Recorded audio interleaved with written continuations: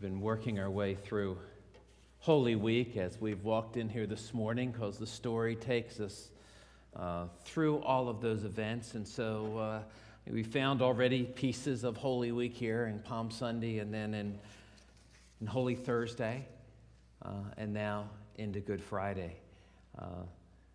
What we typically do on our Thursday night and Holy Thursday and Good Friday services is we, one on Holy Thursday, we strip the altar because of all color, of all paraments, kind of the starkness of the coming events we're reminded of, and then we typically leave in silence. You notice at the bottom of your bulletin, there is nothing beyond the sermon.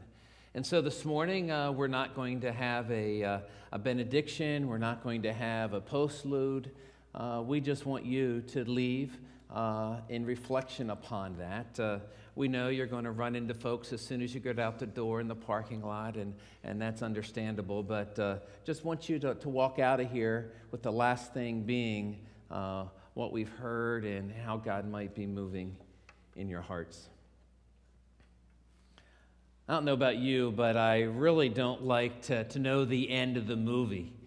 Maybe you're watching a movie that somebody else has already known, and this is really going to be so excited about this, and they let slip, sort of something really big, and it's like, oh man, now I just don't really get all that excited. Or in the day of DVRs now, that we can record a show and wait till we get home and watching it. And I guess Saturday or two ago, I had DVR'd the Maryland game, and I happened to run into Dave Talbot at ShopRite.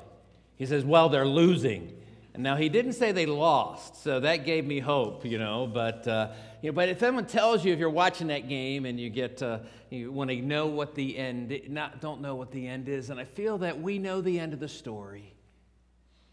So when we get in this part of Hosanna, Hosanna, we really just miss the whole experience of the high hopes, of the joy, of the expectation as they welcomed Jesus in Jerusalem. Because they thought that they had found the God-sent king who would bring an end to the failures of Israel in getting back into the garden.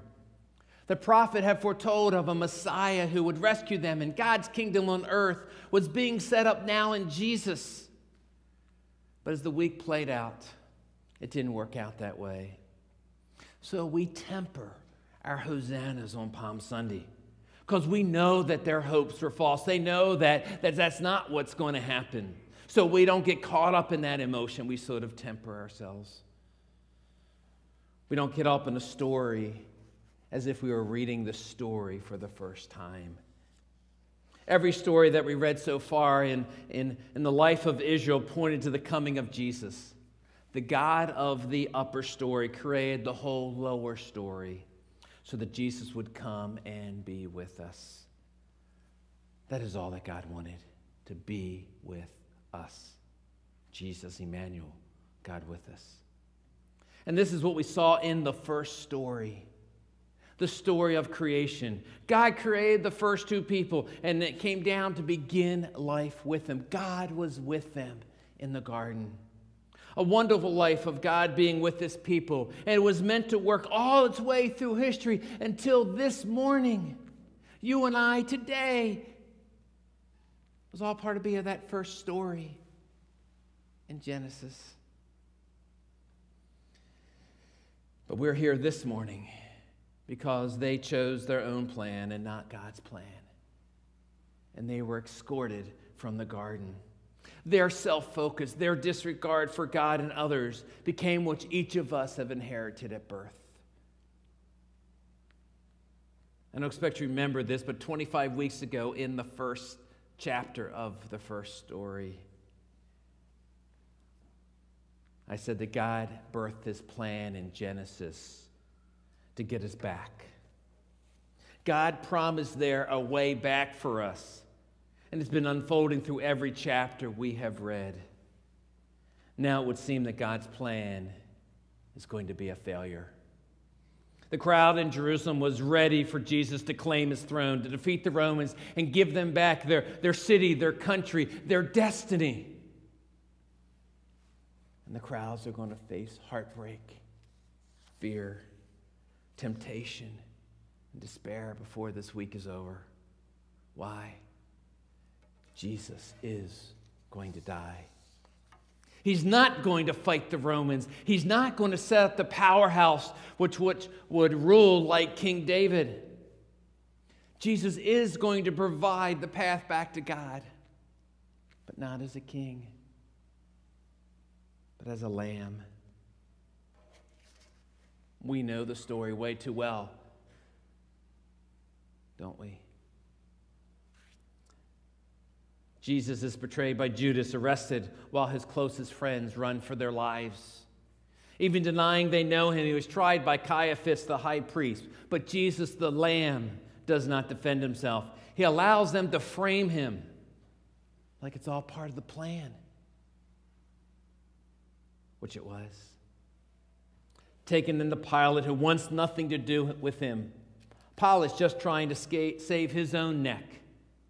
Jesus is beaten and whipped, a crown of thorns thrust into his head, mocked while wearing a purple robe, and then given the chance.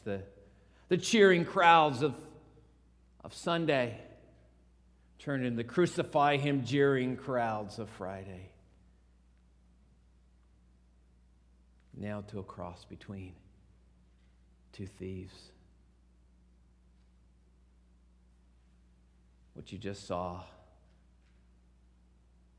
was commissioned by the story by Stephen Curtis Chapman, wrote that. The story, when they prepared all this, asked different Christian artists to prepare music. And wow, watching that this morning from the viewpoint of the thief and saying that should have been me. I love the verse that said, you don't have to be who you were before. Let's remember that. This is what this is about, that we don't have to be who we were or even who we are right now. And so, now between those two thieves, abuse still spewing from the lips of the crowd, after a few hours of torturous pain and brutal suffering, Jesus dies. To his followers, it's now over. Maybe he really wasn't the Messiah they whisper to each other.